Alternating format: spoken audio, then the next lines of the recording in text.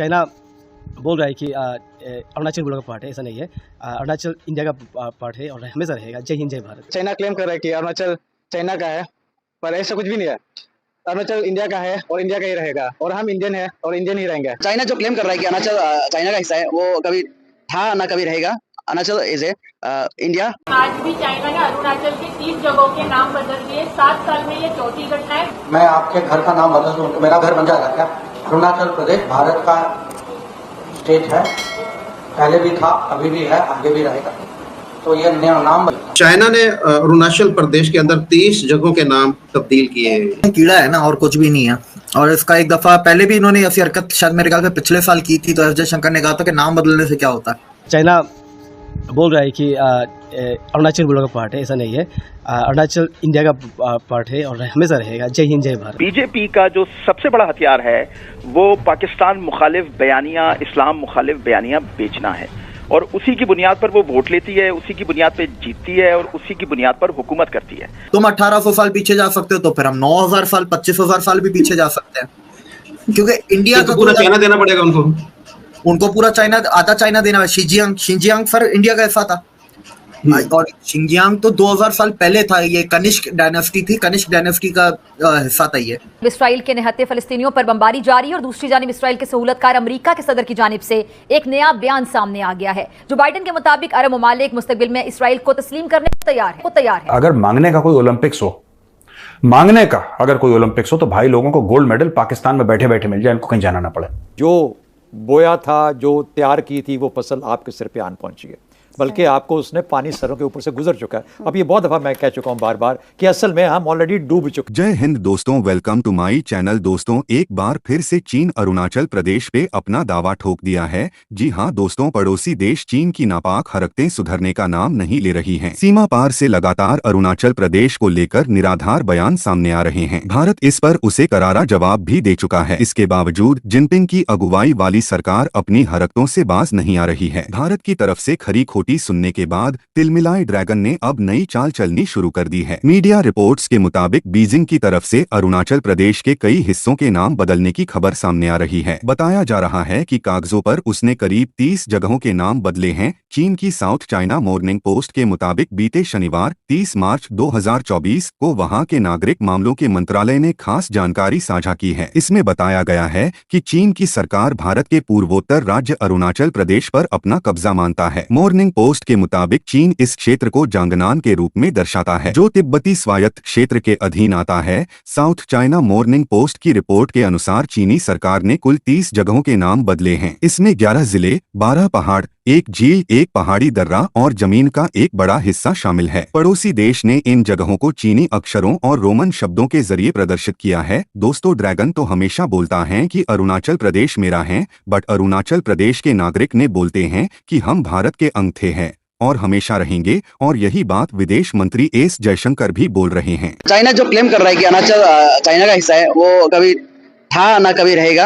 Arunachal is a India, छोटा India है। यहाँ पर सभी जनजाति मतलब बाहर से आकर भी यहाँ पर रहते हैं, और मेनलैंड से भी आते हैं। यहाँ पर बहुत सारे लोग हैं जो यहाँ पर आके काम करते हैं, नौकरी भी कर रहे हैं।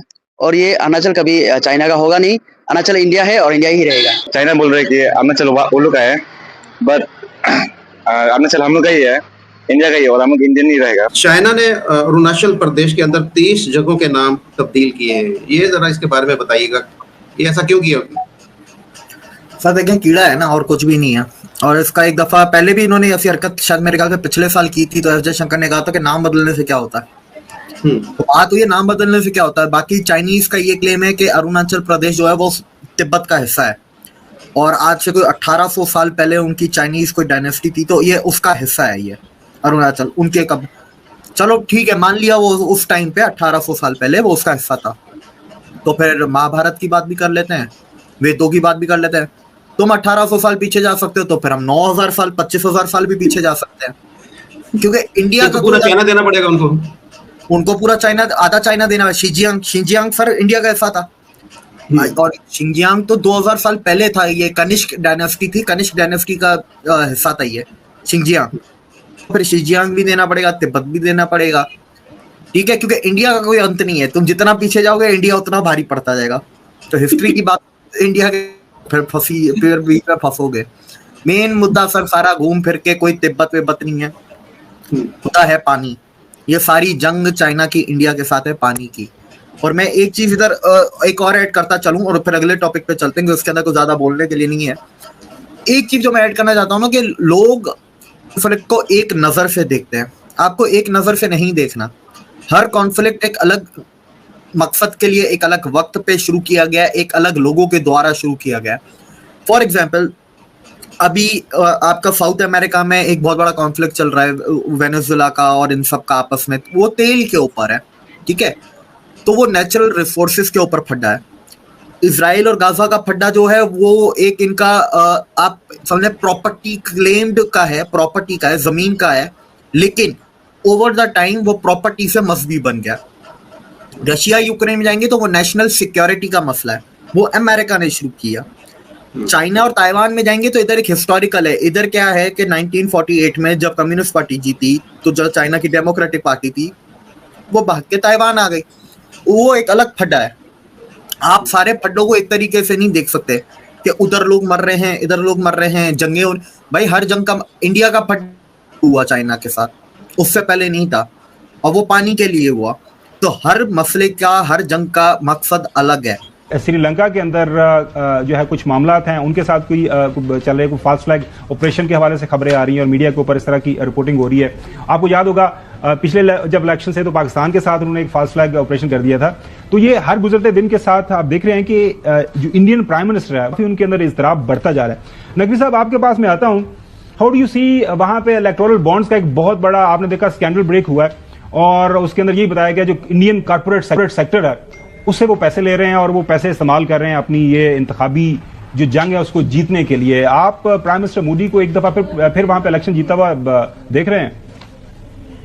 देखिए, इंडिया की पूरी सियासत जो है वो बॉलीवुड स्टाइल में चलती है। जिस तरह बॉलीवुड की फिल्में बनती हैं जिसमें ना होने वाली चीजों को वो पॉसिबल करके दिखाते हैं, नामुमकिन चीजों को, इसी तरह इंडिया की सियासत है। ये फॉल्स फ्लैग ऑपरेशन की जो आपने बात की श्रीलंका के हवाले से, ये इंडिया का एक्चुअली तरीका वारदात है पूरी दुनिया में।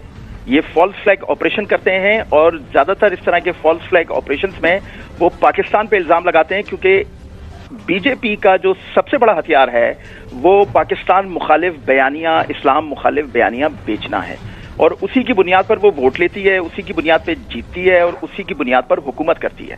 तो ये सारी जो आपने बयान की, ये सब कुछ इंडिया बॉलीवुड स्टाइल में अपनी रियासत को और अपनी हुकूमत को चलाता है। जी अच्छा, हसन अयूब साहब, आप भी थोड़ा बहुत इसके ऊपर नजर रखते हैं इंडियन पॉलिटिक्स के ऊपर, तो व्हाट डू यू थिंक ये जो मौजूदा हालात बने हुए हैं, कुछ खबरें ये भी आ रहे हैं कि पाकिस्तान के साथ भी कुछ मस्ती के there is a chance, so we have to be very careful and keep our guards high India के हवाले से। देखिए, हिंदुस्तान ने रियासती दहशतगर्दी शुरू की हुई है दुनिया भर में, तो लिहाजा उनसे इस बात की तवक्को की जा सकती है कि वो पाकिस्तान में, श्रीलंका में, इवन बांग्लादेश में भी कोई ऐसी छेड़छाड़ करते हैं।